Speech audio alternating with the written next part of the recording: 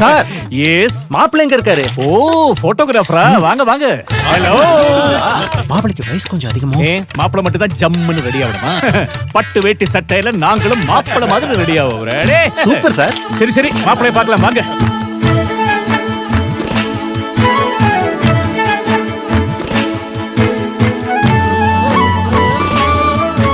மொத்த குடும்பம் மாப்பிளை மாதிரி ரெடி ஆகிற இந்த கல்யாணம் ராம்ராஜ் கல்யாணம்.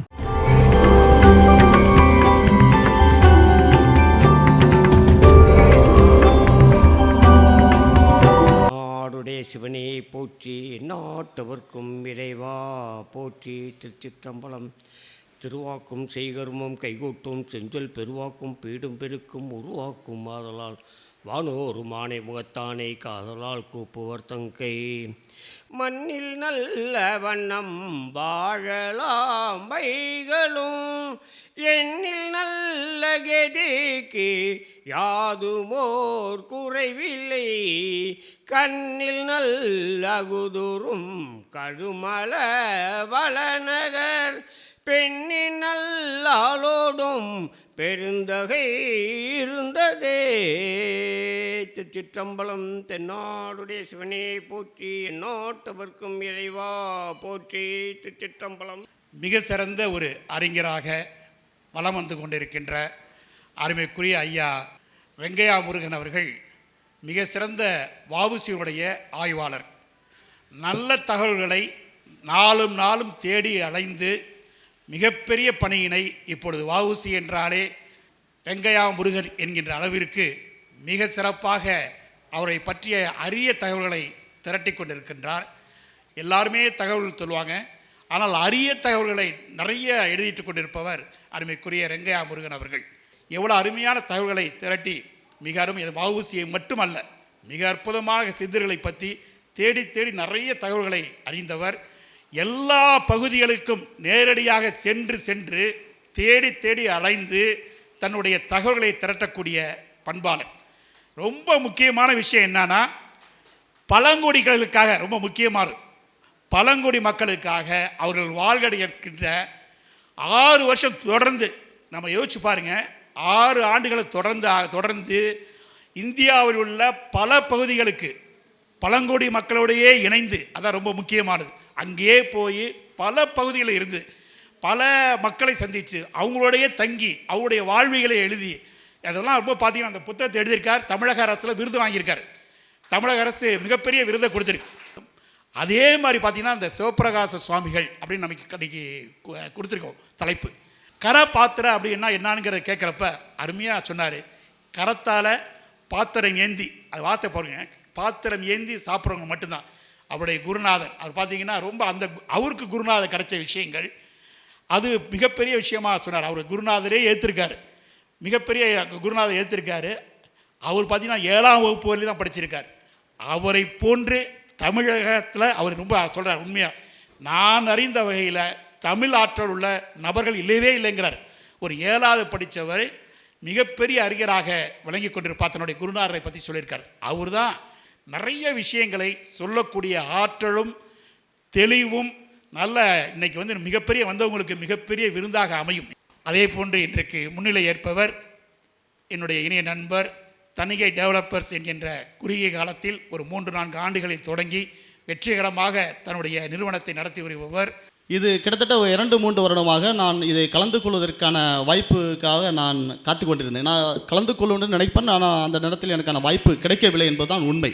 ஆனால் திடீரென்று எங்கள் அன்புக்குரிய அண்ணன் அவர்கள் ஒரு நாள் எனக்கு கால் பண்ணி, அரசு இது மாதிரி நீங்கள் இந்த சித்தருடைய வழிபாடு இருக்கிறது, அதில் வந்து ஒரு 15-20 நாளைக்கு முன்பாகவே இதை கலந்து கொள்ள வேண்டும், நீங்கள் தான் முன்னிலை வைக்க வேண்டும் என்று சொன்னார்.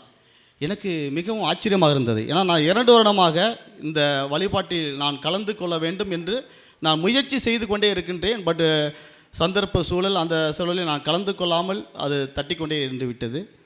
எனக்கு பெரும் மகிழ்ச்சியாக இருந்தது. கண்டிப்பாக இந்த விழாவில் நான் இங்கே அமர்ந்திருப்பது நான் செய்த பாக்கியமாக தான் நான் கருதுகின்றேன். அடுத்ததாக நாம் ஆவலோடு எதிர்பார்த்து காத்து கொண்டிருக்கும் வெங்கையா முருகன் அவர்களோட சொற்பொழிவு இடம்பெற இருக்கிறது. அலியா பதவியாக மோட்சத்தை அடையிறதுக்கு சாமானியர்கள் இந்த சாது சங்கம் சார்ந்த மடங்களை தான் அணுக முடியும். இந்த மடங்கள் வந்து மடத்தோட ரோல் 3 ரோல் மிக முக்கியமானது. மனசுக்கு, வயிற்றுக்கு, உடம்புக்கு. மனசுக்கு தேவையான யோக நூல்கள், யோகத்தை கற்றுக்கொள்ளுத அப்படிங்கிறதான் இந்த மடங்கள் தான் கற்றுக் கொடுத்தது. உடம்புக்கு தேவையான இது இருக்குல்ல, அந்த உடம்பு பாலாயினா இது அதுக்கான வைத்தியம் இருக்குல்ல, அந்த வைத்திய முறையில் அந்த காலத்தில் அந்த மடங்கள் தான் அதை பண்ணி கொடுத்துச்சு. அப்போ இதுக்கு இந்த நம்ம நல்ல செயல்களை, நல்ல உரைகளை அவங்களுடைய இதை கடத்துறதுக்கு இல்லை, பேச்சு மூலமாக, உரை மூலமாக, நூல் மூலமாக, அதையும் அந்த மடங்கள் தான் செய்யணும். அந்த நோக்கத்துக்காக தான் அந்த காலத்தில் மடங்கள் இது பண்ணிச்சு. அந்த வகையில் ஒரு சத்யநாராயண ஐயா, சித்தர் ஐயாவுடைய இது கிட்டத்தட்ட ஒரு 144வது நிகழ்வு நடத்துனது எனக்கு இது மிகச்சரியாக கொண்டு போகிறீங்க. மடங்கிற வார்த்தை ஆக்சுவலாக வந்து சமஸ்கிருத வார்த்தை, தமிழ் வார்த்தை கிடையாது. மட சத்ராதி நிலையா அப்படின்னு சொல்லுவாங்க. மடங்கள் நூல்கள் நிறைந்த இடம். அது தவம் புரிபவர்களுக்கும் அமைதி விரும்புபவர்களுக்கும் உள்ள இடத்துக்கு பேர் மட. அப்படி மட இல்லை, மட தான். நமக்கு தமிழ் இலக்கியத்தில் மடம் அப்படிங்கிற ஒரு வார்த்தை வந்து திருமந்திரத்தில் தான் நமக்கு முதல்ல தெரியுது. அப்புறம் நீங்கள் வந்து பின்னால் சேக்கிலாருடைய பெரிய புராணத்தில் பல இடங்களில் மடங்கள் இருந்த இடத்த ஃபுல்லாக ரொம்ப விரிவாகவே கொண்டு போயிருக்கிறாரு. அப்போ பூர்வானமய மடங்கள்னு இருந்துச்சு நமக்கு பொதுவாக. அது எப்படின்னா அத்வைத மரபு, சைவ சித்தாந்த மரபு, வீரசைவ மரபு எல்லாத்துலேயுமே ஒரு பூர்வானமய மடங்கள் இருந்தது. இங்கே இப்போ அத்வைத மரபில் பார்த்தீங்கன்னா புஷ்பகிரி, ரணபத்திர, கோலகி, ஆமர்த்தக அப்படின்னு சொல்லிட்டு 4 மடங்கள் 4 திசைகளுக்கும் நாங்கள் இது இருந்தது. இப்போ நீங்கள் தெற்குன்னு நீங்கள் பார்த்தீங்கன்னா சிறுகேரி தெற்கு, அதுக்கு வந்து பார்த்திங்கன்னா சாமவேதம். வடக்க துவாரகா வந்து ரிக்குவேதத்துக்கு சம்மந்தப்பட்ட ஒரு மடம். இமயமலையில் ஜோசிமட்டு. அதே மாதிரி இங்கிட்டு பூரி, கிழக்கு, மேற்கு, தெற்கு, வடக்கு அப்படின்னு சொல்லிட்டு 4 மடத்துலையும் இருந்தது. அந்த காலத்தில் என்னதான் இருந்தாலும் இந்த இந்திய நாடு சமய வளர்ச்சிக்காக பல மடங்களை ஏற்படுத்தி பல ஆன்ம நூல்களை, பல தத்துவ நூல்களை, வேதங்களை உருவாக்குனதோட மிகப்பெரிய ரோல் தமிழர்களுக்கு உண்டு. அந்த நூல் நல்லா புரிஞ்சுக்கணும். தமிழர்கள் தான் அதை பண்ணாங்க. அந்த தமிழர்கள் பரப்புனதை அது அந்த இடத்து வரைக்கும் அது போயிருந்தது. ஆனால் அந்த வேதங்களோ இதுவோ நமக்கான மொழியில் இல்லை. அதான் பிரச்சனை. அப்போ ஏன் அதை வடமொழியிலே எல்லாத்தையும் கொண்டு போயிருக்காங்க அப்படிங்கிற ஒரு விஷயத்தை பார்த்தா, காஷ்மீர்லேருந்து கன்னியாகுமரி வரைக்கும் சமஸ்கிருதத்தில் மட்டும் இந்த ஆக்சென்ட் வந்து ஒன்றுவோல இருக்கும். ஆனால் வட்டார மொழியில் பேசும்போது, இப்போ நம்ம ஊரில் பேசுனா தஞ்சாவூரில் ஒரு மாதிரியே பேசுவாங்க, கொங்கு பாசையில் ஒரு மாதிரி பேசுவாங்க, தெற்க போனால் ஒரு மாதிரி பேசுவாங்க, அந்த ஆக்சென்ட்லாம் மாறும் அப்படிங்கிற ஒரு காரணம் சொல்லப்பட்டாலும் பிரதேச மொழிகளில் இந்த நூல்கள் வரவில்லை என்பது நமக்கு தெரிய வருது. இப்போ பிரதேச மொழிகளில் இந்த மாதிரி தத்துவங்கள், நூல்கள் இல்லாதபோது நமக்கு எப்படி நம்ம தொடர்பு கொள்ள முடியும், இந்த மாதிரி நூல் எப்படி கடத்த முடியும் அப்படின்ற சமயத்தில் ஒரு கட்டத்தில் வந்து அப்பே தீட்சிதர் அவர் எழுதின ஒரு நூலில் வந்து இப்படியே சொல்கிறார், வேதங்களை வடமொழி கொண்டு மட்டுமே உணர வேண்டுமேன்றி வெர்னாக்குலர் லாங்குவேஜில் ஓதலாகாது, வட்டார மொழிகளில் ஓதலாகாதுன்னே பதிவு பண்ணுறார். ஆனால் ஏன்னா இது கிட்டத்தட்ட இதெல்லாம் இவங்கெல்லாம் அந்த கோவிந்த தீட்சிதர் மரபு வந்த பிறகு, சமஸ்கிருதத்தோட ஆதிக்கம் வந்த பிறகு, நமக்கு நம்முடைய வட்டார மொழியில் ஏற்படுத்தின அந்த மட மரபில் வந்து எல்லா விஷயங்களும் வந்து ஒரு பக்கம் சமஸ்கிருதமயமாக்கப்பட்டாலும் இந்த மடங்களோட தேவை எப்போ வருதுன்னா அப்போ தான் இந்த நமக்கு ஹிரதத்திட்டேருந்து ஆரம்பித்து நம்ம மெய்கண்டாருக்கு அடுத்து இந்த மாதிரி சைவ மடங்களுக்குன்னு ஒரு மரபு இருக்குது. அதே மாதிரி அத்வைதத்திலையும் இந்த மாதிரியான இருக்குது.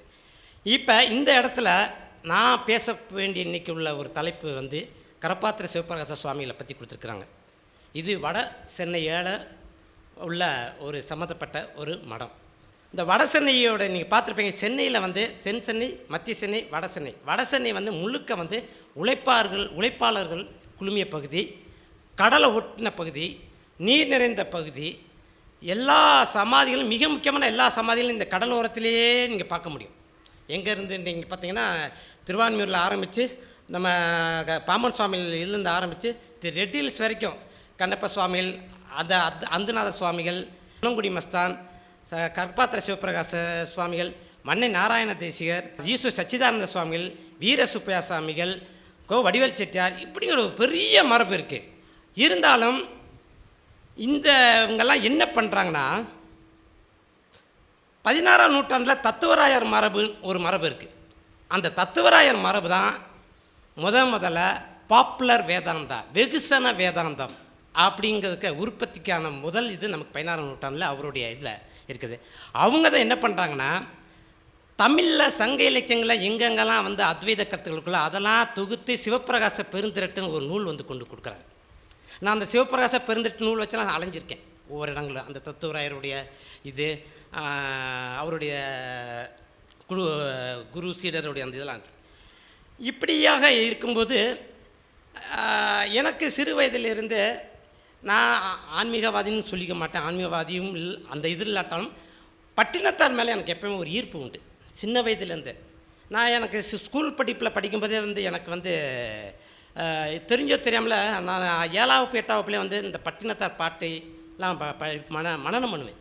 அது குறிப்பாக அந்த உடற்கூறுவனம், ஒரு மடமாது ஒருவனுமாகி இன்ப சுதந்திரம் அன்பு பொருந்தி உணர்வு கலங்கி ஒழுகி வந்து ஊர் சிறந்த மீது கலந்து பண்டிகையில் வந்து பூந்தண்டு அப்படியே படிப்பேன். எங்கள் அப்பா இறந்தபோது நான் அந்த பாட்டை ஃபுல்லாகவே படிச்சுட்டு இது பண்ணேன். அது நீங்கள் சென்னை மாதிரி பதிவில் பார்த்தீங்கன்னா வெட்டியார்கள் வந்து அதை படிப்பாங்க அந்த இதை. அந்த மாதிரி அது ஏன் என்ன இதெல்லாம் எனக்கு சொல்ல தெரியல, பட் அந்த மாதிரி ஒரு இது உண்டு. இந்த பட்டினத்தாருடைய இது வந்து திருவொற்றியூர் அந்த இதில். இப்போ இந்த வகையில் பார்க்கும்போது கரப்பாத்திர சிவப்பிரகாச சுவாமிகளுடைய பிறந்த இடம் வந்து திருப்பூர். இந்த கரப்பாத்திரங்கிற வார்த்தை எனக்கு எப்போ புழக்கத்துக்கு வருதுன்னா 1996. நான் இப்போ ராஜமையரை பற்றி ஒரு கட்டுரை தினமணியில் எழுதியிருந்தேன். ராஜமையருக்கு வந்து அந்த கமலாமர சரித்திரத்தில் படிக்கிறவங்களுக்கு இந்த விஸ்வரூப தரிசனம் ஒரு ஏரியா எழுதியிருப்பார். அந்த ஏரியா என்னென்னா, அந்த கண்ணம்பான்னு சொல்லிட்டு ஒரு தேவதாசி, ஒரு சன்னியாசி, அந்த அம்மா கொடுத்த தரிசனத்தை அவர் இதாக எழுதியிருப்பார். இதெல்லாம் இவங்களோட சம்மந்தப்பட்ட இது. அதை படிச்சுட்டு என்னோடய குருநாதர் வேலூரில் இருக்கிறாரு, என்னை தேடி வந்தார், என்னை பார்க்க வந்திருந்தார். அப்போ அவர்கிட்ட பேசியிருந்தேன். நான் கொஞ்சம் எசக்குமா, ஏன்னா அப்போ தினமணிலெல்லாம் வந்துட்டா என்னமா நானே கோதா மாதிரி அப்படியே காலரை நீட்டிக்கிட்டு ஒரு இது மாதிரி பேசினேன். அப்புறம் தான் அவர் ஓங்கி அடிக்கிற மாதிரி பல கேள்விகள் கேட்டார். பப்பன்னு எனக்கு சொல்ல தெரியல. அப்புறம் தான் சரி நம்ம ரொம்ப சேட்டை பண்ணக்கூடாது, முதல்ல அவங்ககிட்ட கற்றுக்கணும் அப்படின்னு சொல்லிட்டு அவர் தான் முதல்ல அந்த கரப்பாத்திரர்னு சொல்லிக்கிட்டே இருப்பார். அப்போ எனக்கு வந்து நூலகத்தில் வேலை செய்யும்போது நூலகத்தை விட்டு சாயந்தரம் 5 மணி ஆச்சுன்னா அதுக்கடுத்து ஏதாவது ஒரு மடங்களில் போய் உட்காருவேன். அது எதுக்கோ அப்படி போய் உட்காருவேன். அங்கே தொன்னை ஏதோ கொடுப்பாங்க, சாப்பிட்டுட்டு அப்படியே போகிற அந்த மாதிரி ஒரு இதில் இருந்து. அப்போ கரப்பாத்திரர் அப்படிங்கிற மாதிரி நான் அவர்கிட்ட கேட்குறேன், கரப்பாத்திரர் என்ன. அப்போ தான் சொன்னார், கரப்பாத்திர சிவப்பிரகாச சுவாமிகள் அது ரொம்ப முக்கியமான இது, அது வியாசர்பாடியில் இருக்குது அப்படின்னு சொல்கிறார். அப்புறம் அந்த வியாசர்பாடி அங்கிற இடத்துக்கு என்ன கானா பாட்டில் ஆராய்ச்சி பண்ணவர் ராமகிருஷ்ணன் ஒருத்தர் வந்து ஒரு நாள் அவரும் கஜேந்திரன் சொல்லிட்டு ஒருத்தர் வடசென்னையில் இருக்கிறாரு, அவரும் என்னை கூப்பிட்டு போகிறாங்க அந்த இடத்துக்கு. நீங்கள் இந்த ஒரு சின்ன அனுபவம் தான் எனக்கு இது. முதல்ல அதுக்குள்ளே போகிறேன், எனக்கு அது ஒரு வித்தியாசமாக இருந்தது அந்த இடம். அந்த இடத்துல போய் நிற்கிறேன், சட்டுன்னு எனக்கு அறிந்தோ அறியாமலோ பட்டினத்தாருடைய ஞாபகம் வருது. நான் அதோடு வந்துட்டு அதை அவங்ககிட்ட சொன்னேன், இந்த மாதிரி ஏதோ பட்டினத்தாருக்கு இவருக்கு ஏதோ பெரிய சம்மந்தம் இருக்குது அப்படிங்கிற மட்டும்தான் எனக்கு ஒரு யூகமாக சொன்னேன். அப்புறம் தான் இவருடைய வரலாறு எனக்கு அப்போ கிடைக்கல, தேடுறேன், இவருடைய வரலாறு கிடைக்கல. அப்புறம் அந்த மடத்துக்கு போன பிறகு அது சம்மந்தப்பட்ட எல்லா மடங்களுக்கும் போயிட்டே இருக்கேன். அப்போ ஒரு வேலை ஒன்று பண்ணேன், சித்தாந்திகளுக்கும் வேதாந்திகளுக்கும் நடந்த அப்போ உள்ள அந்த தத்துவ போர் சம்மந்தப்பட்ட எல்லாத்தையும் நான் கலெக்ட் பண்ண ஆரம்பித்தேன். அது குறிப்பாக 1870கள் டு 1890கள் வரைக்குமான எல்லா விதமான விஷயங்களை ஃபுல்லாக கலெக்ட் பண்ண ஆரம்பித்தேன். அதுதான் 2015 பெருமலையில் முடிச்சூரில் வந்து எல்லாமே எனக்கு அது கைவிட்டு போயிடுச்சு. அது எதுவுமே இல்லை. அதை நான் எழுதணும்னு நினச்சிருந்தேன், எதுவுமே நிலைக்கல, அது எல்லாமே கைவிட்டு போயிடுச்சு. அந்த இது அது வந்து கிட்டத்தட்ட 15 வருஷத்தோட கலெக்ஷன் அது. அப்போ அதை கலெக்ட் பண்ணி அந்த இது பண்ணும்போது இந்த மாதிரி இதுகளை பார்க்கும்போது இந்த மரபு என்ன அப்படின்னு பார்த்தோம்னா, ஒரு கிட்டத்தட்ட கரப்பாத்திரன்னு சொல்லிட்டு நம்ம திருத்துருத்தி, நம்ம பாபநாசம் பக்கத்தில், இங்கே பாபநாசம் பக்கத்தில் திருத்துருத்தின்னு ஒரு இடம் இருக்குது. குத்தாலம் சொல்கிறாங்க இன்றைக்கி அந்த இடத்த. குத்தாலம் மரம் இருக்கிறனால குத்தாலம் சொல்லி அந்த சிவன் கோயிலுக்கு போகிறதுக்கு முன்னாடி ஒரு ஒரு சின்ன சமாதி மாதிரி தான் இருக்கும். அங்கே தான் அதனுடைய இது நமக்கு தெரிஞ்ச வரைக்கும் அது அங்கே அதில் தான் ஆரம்பிக்குதுன்னு நான் நினைக்கிறேன். கரப்பாத்திரருக்கு அடுத்து தத்தாத்திரேயருக்கு அடுத்து செங்கமல சுவாமிகள், செங்கமல சுவாமிகளுக்கு அடுத்து சுப்பிரமணியருக்கு அடுத்து நாகை அருணாச்சலத்துக்கு அடுத்து பொறையாறு பிரசை அருணாச்சல சுவாமிகள், பிரசை அருணாச்சல சுவாமிகளுக்கு அடுத்து ஈசு சச்சிதானந்த சுவாமிகளுக்கு அடுத்து ரிப்பன்புர சைவரத்ன செட்டியாருக்கு அடுத்து இன்றைக்கு நம்ம பார்க்குற கரப்பாத்திர சிவபிரகாச சுவாமி அப்படின்னு சொல்லி ஒரு மரபு, இவ்வளோ பெரிய மரபு இருக்குது. இந்த மரபுல மெயினாக என்னென்னா, சங்கர ஃபிலாசபியை தத்துவங்களை அவங்க எடுத்துக்கிட்டாலும் வடமொழியையும் தென்மொழியும் ஈக்குவலாக பாவிக்கிறாங்க. ஒன்று. ரெண்டாவது, இவங்க எல்லா கருத்துக்களையும் வந்து தமிழ் மொழியை, இப்போ அத்வைதத்தில் ஒரு கருத்து இருக்கும், அந்த அத்வைதத்தில் உள்ள கருத்துக்கு ஈக்குவலாக திருக்குறள்லையோ முல்லைப்பாட்டுலையோ சங்க இலக்கியத்திலோ எது இருந்துச்சுன்னா அதை எடுத்து இன்டர்பிரட் பண்ணி ஒரு கமெண்ட்ரி ட்ரெடிஷன் உருவாக்குறாங்க. அதுக்கு முன்னால் வரைக்கும் இது கிடையாது. அப்போ அதுக்கு உள்ள இலக்கணம் இலக்கியம் இதெல்லாம் கற்றுக்கணும்பாங்க. இந்த மாதிரி ட்ரெடிஷனை வந்து உருவாக்குறாங்க. இந்த ட்ரெடிஷனை உருவாக்கும் போது கரப்பாத்திர சிவபிரகாச சுவாமிகள் வந்து கிட்டத்தட்ட நமக்கு தெரிய வந்து 1903 துறவு, அந்த டயத்தில் துறவு மேற்கொள்கிறாரு. அவர் துறவு மேற்கொள்கிறதுக்கு முன்னால் வீடு அவருக்கு வந்து பத்தர், அதை இதில் ஆசாரியிலே ஒரு குறிப்பு, பொற்கொள்ளர் அந்த இதில் வருவார், பத்தர் இதில் வருவார். வீரசைவ குடும்பத்தில் பிறந்தவர். அவருக்கு அந்த சின்ன பிள்ளையிலேருந்தே அவருக்கு அவங்களுடைய வியாபாரம் வந்து வெத்தலை பாக்கு வியாபாரம் பண்ணுறவங்க. அவங்க அண்ணன் தம்பியெல்லாம் இருக்காங்க. வெத்தலை வியாபாரம் பண்ணும்போது அவருக்கு வந்து எப்போவுமே வந்து வெத்தலை வியாபாரம் பண்ணிட்ட பிறகு ஏதாவது ஒரு குழியை தோண்டி அன்னைக்கு வந்த பணத்தை உள்ளுக்குள்ளே வச்சு அது மேலே துண்டை விரித்து அப்படியே உட்காந்துருவார். தன்னை மறந்து ஏதாவது இது பண்ணியிருப்பார். சில டைமில் 2 நாள் கூட அப்படியே சமாதிக்கு போகக்கூடிய ஒரு சூழலாக இந்த மாதிரி இருக்குது. அப்போ இந்த மாதிரியாக இருக்கும்போது அவருடைய குருநாதர் சைவரத்ன செட்டியார், நம்ம அந்த ரிப்பன் பிரஸ்ன்னு உங்களுக்கெல்லாம் தெரிஞ்சிருக்கோம், பழைய மிக முக்கியமான ஒரு அச்சாப்பீஸ். அந்த காலத்தில் வேதாந்த நூல்களை தொடர்ந்து வெளியிடுவாங்க. அதில் மிக முக்கியமாக வந்து அந்த ரிப்பன் பிரஸ் அச்சாப்பீஸோட நம்ம இவங்களாம் ரொம்ப தொடர்புடையவங்க. அந்த வேதாந்த சித்தாந்த ஆய்வாளர்கள் அந்த காலத்தில் தொடர்புடையவங்க. அவர்கிட்ட ஒரு போய் கேட்குறாரு, நான் சன்னியாசம் வாங்கணும், துறவு வாங்கணும் அப்படின்றாரு. அப்போ தான் அவருக்கு ஒரு விளக்கம் கொடுக்குறாரு. நாம் ஏற்பது வேடம் அல்ல, சந்நியாசம் என்பது வேடம், துறவு என்பதை ஏற்றுக்கொள். துறவு என்பது அது வேடம் அல்ல. அது வந்து 2 துறவு இருக்குது, ஒன்று புறத்துறவு, இன்னொன்று அகத்துறவு. நீ வந்து ஒரு அகத்துறவு எடுத்துக்கோ. நான் என்னுடைய குருநாதர்கிட்ட அகத்துறவு தான் எடுத்துக்கிட்டேன். இல்லறத்திலே இருக்கிறதுங்க, இல்லறத்திலே இருந்துக்கிட்டு அந்த துறவு மேற்கொள்கிறத தமிழருடைய மரபு அப்படின்றார். அங்கே பிரம்மச்சரியா, கிரகஸ்தா, வானப்பிரஸ்தா, சன்னியாசன்னு ஒரு நிலை இருக்கும் சங்கர மரபில். தமிழ் மரபில் துறவில் வந்து இந்த மரபு இல்லறத்தில் இருந்துக்கிட்டு அகத்துறவு புறத்துறவு அப்படின்னு சொல்லிட்டு, கற்றோய்ந்த படிவை பார்ப்பான் முக்கோல் அசைந்தன்னு சொல்லிட்டு முல்லைப்பாட்டில் ஒரு பாட்டு கூட வரும், அந்த சன்னியாசி வேடத்தை இது பண்ணுற மாதிரி. அப்போ அதெல்லாம் சொல்லி அவர் சொல்கிறாரு, இந்த மாதிரி துறவை நீ எடுத்துக்கோ அப்படின்றது. சரியான சமயம் வரும்போது நான் சொல்கிறேன் அப்படின்றாரு. அவர் பொறுத்துக்கிட்டு இருக்கிறாரு. வேகமாக துறவு அடையணுங்கிற ஒரு இதுக்குள்ளே போகிறாரு. அதுக்குள்ளே அவருடைய குருநாதரும் இதாகிறாரு. குருநாதர் சொன்னதை மைண்டில் வச்சுக்கிட்டு கொஞ்சம் வீட்டில் போட்டு வாங்குறாரு. ஏம்மா நான் இந்த மாதிரி போகலாம் வைக்கலான்னு இருக்கேன்னு சொல்லும்போது வீட்டில் கொஞ்சம் ஒரு மாதிரி நெருக்கடி கொடுக்குறாங்க. என்னப்பா நீ இப்படி பேசுகிற, ஏதாவது நாங்கள் ஒன்றை நம்பி தானே இருக்கோம், ஏதாவது பண்ணி பார்ப்பா அப்படின்னு சொல்லி இது பண்ணுறாங்க. அவர்னால் ஒரு கட்டத்தில் ஒரு 3 நாள் வந்து டைம் எடுத்துக்கிறாரு. டைம் எடுத்து திடீர்னு அன்றைக்கி வேறு மாதிரி மாறுறாரு வீட்டில். அம்மா நீ என்னென்ன வேலை இருக்கோ சொல்லு, நான் உனக்கு செய்ய வேண்டியதெல்லாம் செய்கிறேன் அப்படிலாம் சொல்கிறாரு. அப்போ நீ ஏதோ எனக்கு கல்யாணம் பண்ணி வைக்கிறேன்னு சொல்லல, கல்யாணம் பண்ணி வை, அதுக்கு எவ்வளவு பணம் ஆகும் எல்லாம் தரேன் அப்படின்ற. அவர் கல்யாணங்கிறது வேறு அர்த்தத்தில் சொல்கிறாரு, திரவியங்கிறது வேறு அர்த்தத்தில் சொல்கிறார். ஞானத்தை தேடி திரவியம் அப்படிங்கிற மாதிரி பொருளே சொல்லி அந்த அம்மாவை இது பண்ணுறாரு. 3 நாள் பொறுத்து பார்க்குறாரு. 3 நாள் இது பண்ணிவிட்டு அவருக்கு ஒரு மாதிரி சமாளிச்சுட்டு நேராக பட்டினத்தார் கோயிலுக்கு போகிறாரு. அது போகிறதுக்கு முன்னாலே கோமண துணி எல்லாம் எடுத்து வச்சுக்கிறாரு. அங்கே போய் எல்லாத்தையும் தூக்கி எறிகிறாரு. கோமணத்தை கட்டிட்டு அப்படியே நேராக அவங்க தமையனார் கூட வராங்க. வந்து என்னப்பா அப்படி பண்ணிட்ட அப்படின்றாங்க. நான் துறவு தான், கடுந்துறவு. எனக்கு தெரிந்து பட்டினத்தாருக்கு அடுத்து ஒரு வீரத்துறவு கடுந்துறவு மேற்கொண்ட ஒரு பெருசான ஆளுமைனா ஞானக்கடல் கரப்பாத்திர சிவபிரகாசர் தான். எடுத்துகிட்டு வா வீட்டுக்கு போகலான்னு சொல்லி கூப்பிட்டு போகிறாங்க. திருப்பூருக்கு போகிறாரு. இங்கேருந்து திருப்பூரில் போய் நேராக வீட்டில் போய் முற்றத்துக்கு நேரம் நின்றுக்கிறாரு. நின்றுட்டு வாப்பா வீட்டுக்குள்ளே வாப்பா அப்படின்னு சொல்லி அவங்க அண்ணன் கூப்பிட்றாரு. இல்லை எனக்கு அங்கேருந்தே சாப்பாடு கொடுங்க அப்படின்றாரு. அவங்க அண்ணன் சொல்கிறாரு, நீ பண்ணு, ஆனால் ஏன் கல்யாணத்தை பண்ணிவிட்டு நீ பண்ணலாம்ல, கல்யாணத்தை பண்ணிவிட்டு நீ இது பண்ணலாம்ல அப்படின்றாங்க. அவர் எதுவும் ஏற்றுக்கிற மாதிரி இல்லை. எனக்கு சாப்பாடு கொடுங்க, நான் இது பண்ணிட்டேன் அப்படின்றாரு. அந்த அம்மா சரி வீட்டுக்குள்ளே உட்காந்து சாப்பிடுப்பா அப்படின்றாங்க. நான் வரமாட்டேன் அப்படின்றாங்க. இலையை போடுறாங்க. இலை எனக்கு தேவையில்லை அப்படின்றாங்க. பிறகு எதில் கொடுக்க அப்படின்னு சொல்லி என் கையில் கொடுங்க அப்படின்றாங்க. அண்ணியார் தான் எடுத்துகிட்டு வராங்க. 3 கவலம் கையில் கொடுக்குறாங்க. அப்படியே சாப்பிட்டுட்டு பக்கத்தில் ஏரிக்கல்ல துடைச்சிட்டு அப்படியே அவருடைய துறவு வாழ்க்கை இப்படி தான் ஆரம்பிக்குது.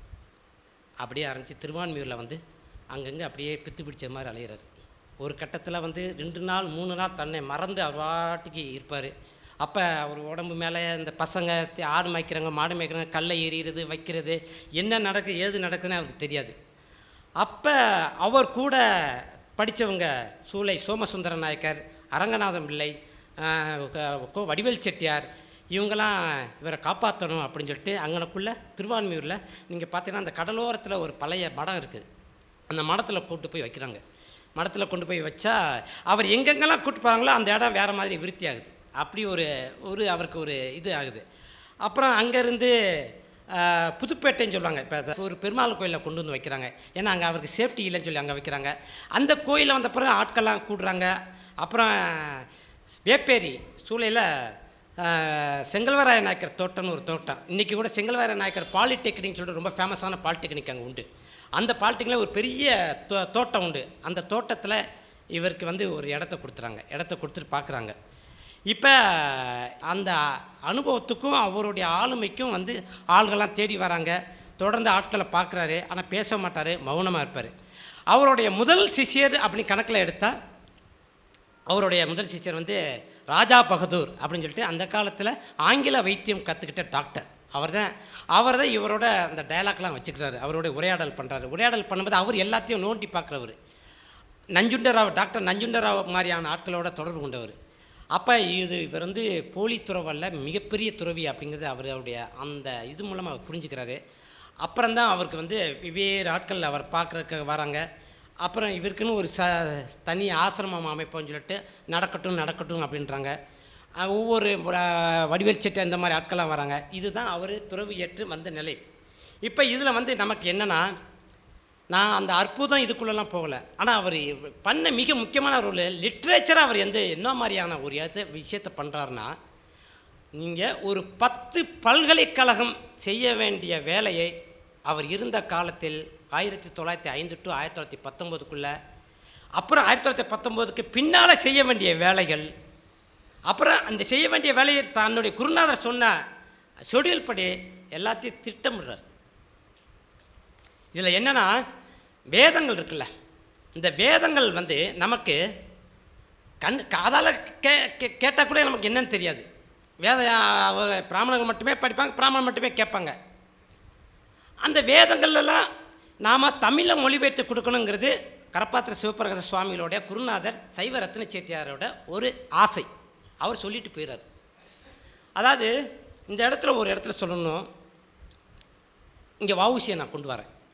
வஉசி பிதிர்க்கடனுக்கு ஒரு வித்தியாசமான ஒரு இன்டர்பிரிட்டேஷன் கொடுப்பார். பிதிர்க்கடன்கிறது வந்து ஒரு ஐயர்களை கூப்பிட்டு வந்து தன்னோட மூதாதையர்களுக்கு வந்து இதை செய்ய அதை செய்யன்னு சொல்லி கொடுக்கறது இல்லை. தன்னுடைய முன்னோர்கள், அது உன்னோட முன்னோர்கள் அப்பா அம்மாவாக இருக்கலாம், இல்லை குருவாக இருக்கலாம், அவங்க ஒரு செயல் செய்கிறாங்கள, அந்த செயலை விட்டு போன செயலை தொடர்ந்து செய்யணும். அந்த செயலை செய்கிறவங்க தான் பிதிர்க்கடன் அப்படின்னு ஒரு கான்செப்ட் சொல்கிறார். அதன்படி இவர் என்ன பண்ணுறாருன்னா, தன்னோட ஒரு சாது சங்கம் அமைச்சு அந்த சாது சங்கம் மூலமாக வந்து நல்ல தத்துவ நூல்களை வெளியிடுதலும், குறிப்பாக அன்னம் வர்றவங்களுக்கு நல்ல சாப்பாடு போடுறது, அன்னத்துக்கு அடுத்த நல்ல வைத்தியம் கொடுக்கறது, இது வந்து ஒரு சாலிடாக செய்யணும் அப்படிங்கிற மாதிரியான ஒரு இது இருக்குது. இந்த கட்டத்தில் வந்து பல்வேறு ஆளுமைகள் இந்த மடத்துக்கு வந்துட்டு போகிறாங்க. அந்த காலகட்டத்தில் உள்ள வர்ற எல்லா ஆளுமைகளும் அந்த பீரியடில் கரெக்டாக நீங்கள் வந்து கிறிஸ்தவ மதம் ஃபுல் ஃபோர்ஸில் அங்கே மாற்றுற ஒரு சீசன் அங்கே நடந்துகிட்ருக்கு. அப்போ அந்த மின்ட்டுன்னு சொல்லுவாங்க, வள்ளலார் நகர் பெத்நாயக்கன் பட்டேம்பாங்க.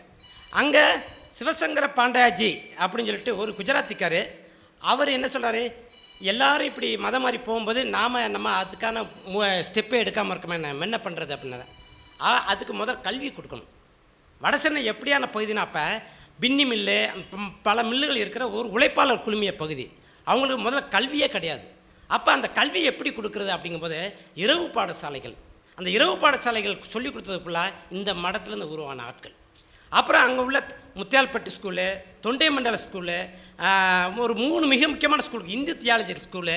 இந்த ஸ்கூலில் உள்ள அத்தனை தமிழ் பண்டிதர்கள் எல்லாமே இந்த மடத்திலிருந்து ஆளுமை பெற்று அதை இது பண்ணுற போகிற ஒரு ஆளுங்க. ஆக கல்வியை வந்து மிக சிரத்தை எடுத்து அதை செய்யக்கூடிய ஒரு இதுவாக இருக்காங்க. அந்த கல்வி அடிப்படை இல்லாத ஆட்களுக்கு கொடுக்குறாங்க. அதே நேரத்தில் வந்து அந்த வடமொழி தென்மொழி பாகுபாடு இல்லாமல் கற்றுக் கொடுக்குறாங்க. இந்த விஷயத்தை செய்யும்போது வேத மொழிபெயர்ப்புங்கிறது எவ்வளோ அவசியம் அப்படிங்கிறத வந்து அவர் சொல்லிவிட்டு 1919 மறைஞ்ச பிறகு இது பின்னால் அந்த மடத்தை ஆளுகின்ற முக்தானந்த சுவாமிகள் அவர் அதை ஒரு விஷயமாக ஆக்குறார். இந்த வீடியோ உங்களுக்கு பிடிச்சிருந்தா லைக் பண்ணுங்க, கமெண்ட் பண்ணுங்க, ஷேர் பண்ணுங்க, சப்ஸ்கிரைப் பண்ணுங்க. அதோட மறக்காம பெல் ஐக்கனையும் கிளிக் பண்ணுங்க. சார் எஸ், மாப்பிள்ளை எங்க இருக்காரு? ஓ போட்டோகிராஃபரா, வாங்க வாங்க. ஹலோ. மாப்பிளைக்கு வயசு கொஞ்சம் அதிகமோ? மாப்பிள மட்டும் தான் ஜம்முன்னு ரெடி ஆகணுமா? பட்டு வேட்டி சட்டையில நாங்களும் மாப்பிள மாதிரி ரெடி ஆகுறோம். Super sir. சரி சரி, மாப்பிளைய பார்க்கலாம் வாங்க.